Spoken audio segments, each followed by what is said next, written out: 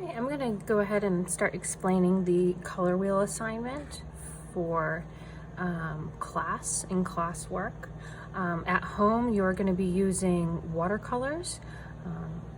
If you need a watercolor palette, please contact me and I'll get some in the main office for you to arrange a time to come and pick it up.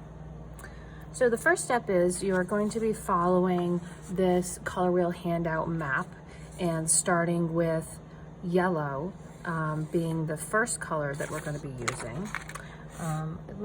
What you're going to do with the watercolors is making sure that you have a brush and you add water into the pigment, swirling the brush around. Even though it looks like there's nothing in there, there really still is yellow that can be used.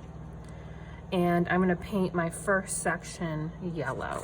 So here you can see number 1 is labeled yellow, and I'm going to go ahead and practice on my brush control with yellow. With watercolors, you kind of want to drag that pigment around, that puddle of pigment.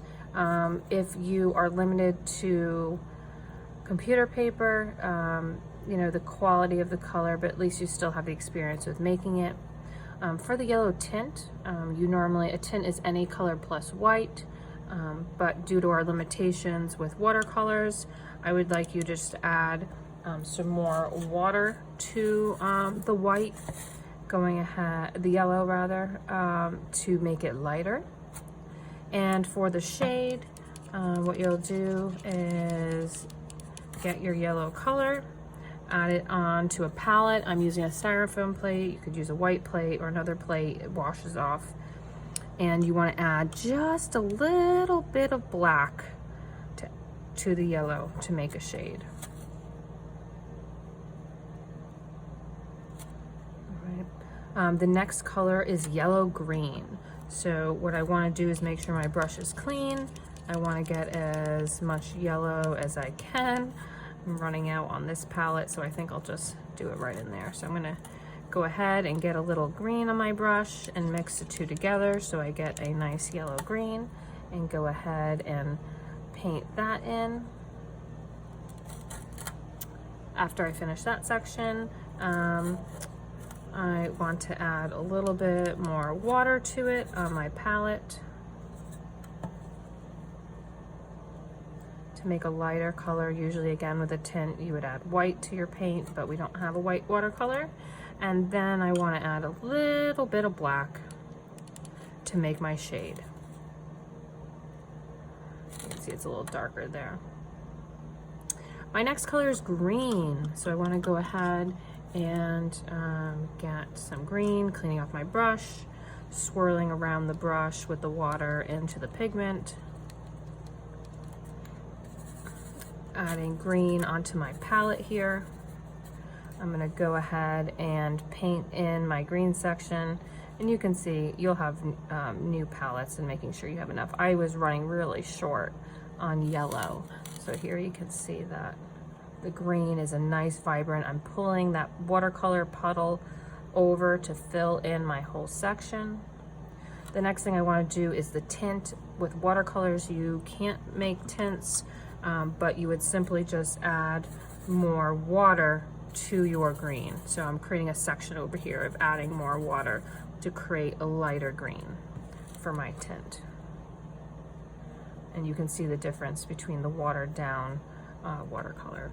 Now I want to create my shade. I want to get a little bit of black and add it to my green pigment, not the watered down one, and go ahead and paint in the shade.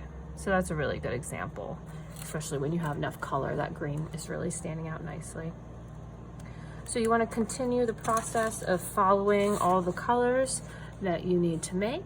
My next color would be blue-green. So just like the yellow-green, I want to take blue and yellow together, making sure my brush is clean. And unfortunately, with this palette that I have here, I am all out of blue.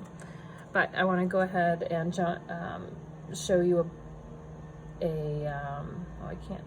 I do have purple, So I can do a red violet. So I'll show you an example of getting those two colors. So coming over here, so I'm jumping ahead to section number 8. I have my purple, and I want to come over here and get some red. Mixing together the red and the purple will make a red violet or a red purple.